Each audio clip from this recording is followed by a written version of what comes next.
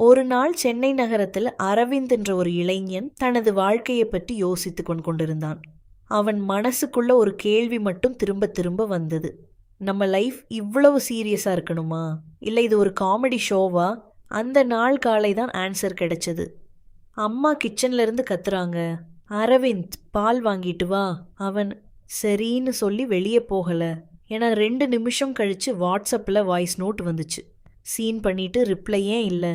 அவன் அப்போதான் புரிஞ்சுக்கிட்டான், life update ஆகிடுச்சு. அவன் என் நண்பர்களை மீட் பண்ணணும்னு நினச்சான், ஆனால் யாரும் நேரில் வரல.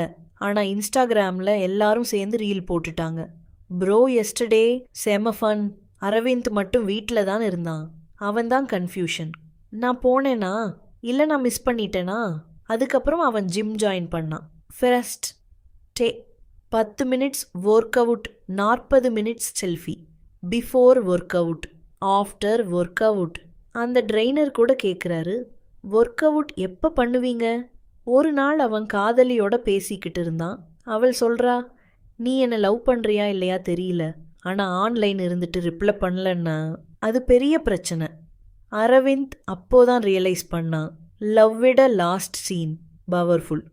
அவன் ஒரு ரெஸ்டாரண்ட்டுக்கு போனான். ஃபுட் வந்ததும் சாப்பிடலை. முதல்ல ஃபோன் எடுத்தான், ஆங்கிள் அட்ஜஸ்ட் பண்ணான், லைட்டிங் செக் பண்ணான். 10 நிமிஷம் ஃபோட்டோ ஷூட். சாப்பிட்டப்போ தான் தெரிஞ்சது, ஃபோட்டோ சூப்பர், ஃபுட் ஆவரேஜ். அடுத்த நாள் எக்ஸாம். குவெஸ்சன் 2+2 சமம். அவன் பிரெயின் வெயிட் கூகுள் பார்க்கலாமா? அவன் தான் சிரிச்சுக்கிட்டான்.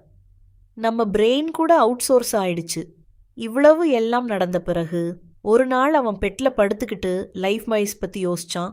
நான் ரிச் ஆகணும், ஆனால் வேலை பண்ணணும்னு தோணலை.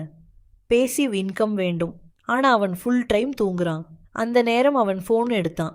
பேட்ரி 5%. அவன் சிரிச்சான். லைஃப்பில் எல்லாமே டெம்பரரி, ஆனால் இந்த பேட்ரி மட்டும் பெர்மனண்ட்டாக லோ தான். அந்த நாள் அரவிந்த் ஒரு டிசிஷன் எடுத்தான். லைஃப் சீரியஸாக எடுத்துக்கிட்டா ஸ்ட்ரெஸ், கமெடியாக எடுத்துக்கிட்டா ஹாப்பினஸ்.